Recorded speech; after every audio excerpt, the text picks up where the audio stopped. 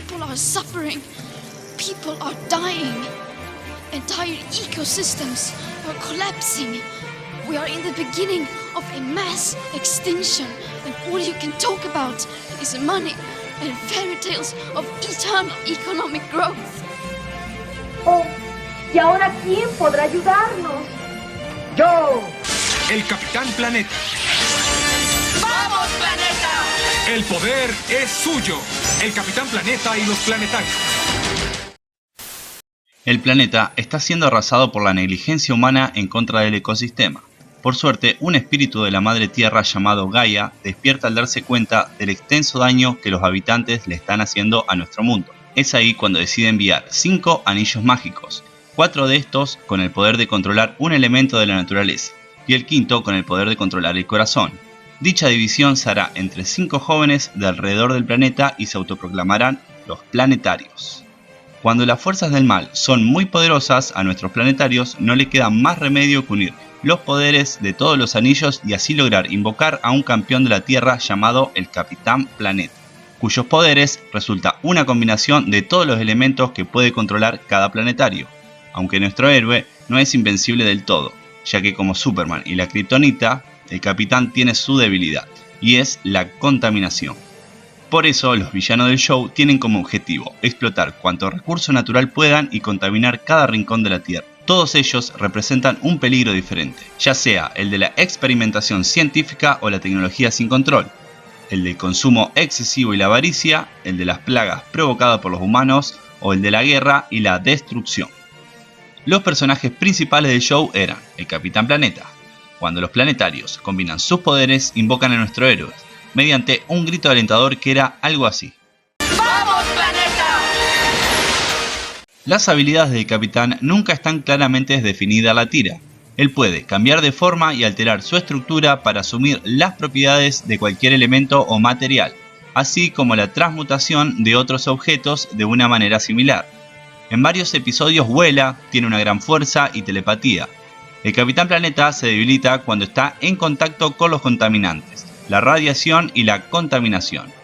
Y cuando finaliza la misión por la cual fue invocado, rompe la cuarta pantalla y nos deja una frase o mensaje motivador. El poder es suyo. En las temporadas 2 y 3, su actor de doblaje fue el gran Mario Castañeda, quien dio vida a nuestro querido Goku. Sencilla, y es porque Vegeta es mi padre. ¿Qué? ¿De Vegeta?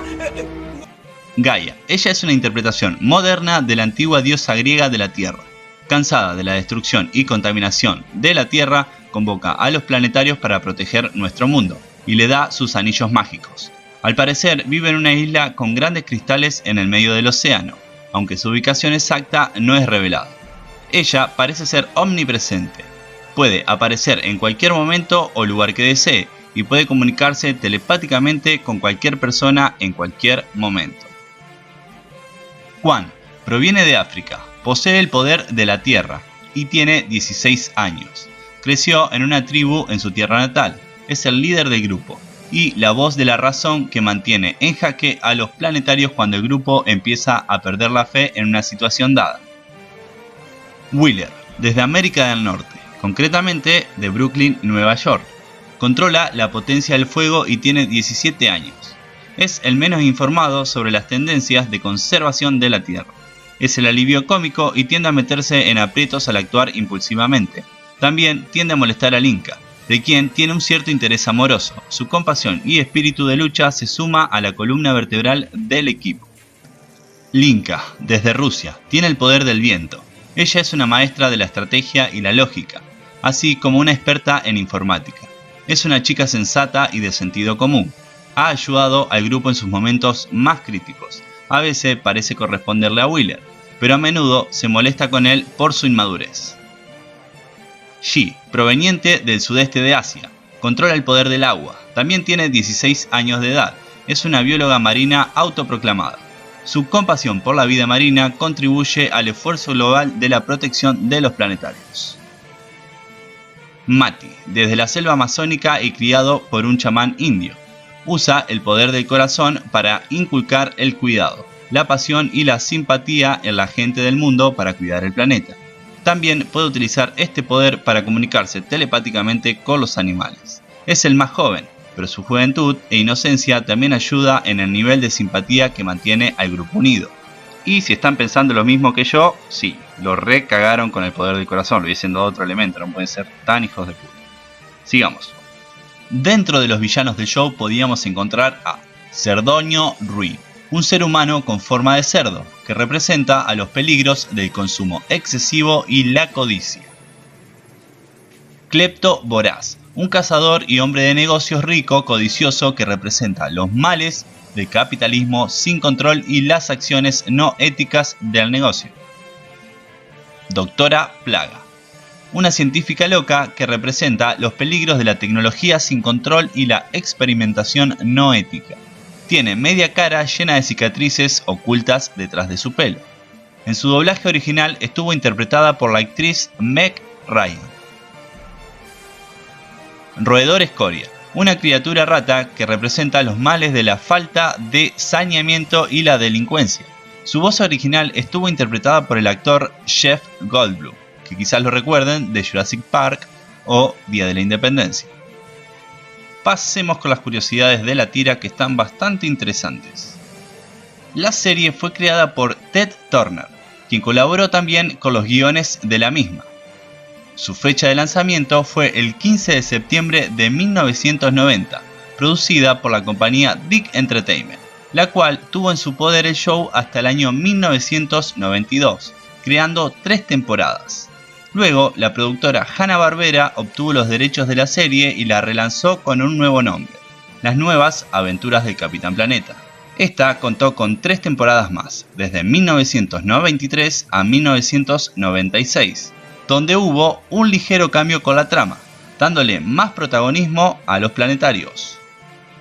En total hubo 113 episodios de 25 minutos de duración.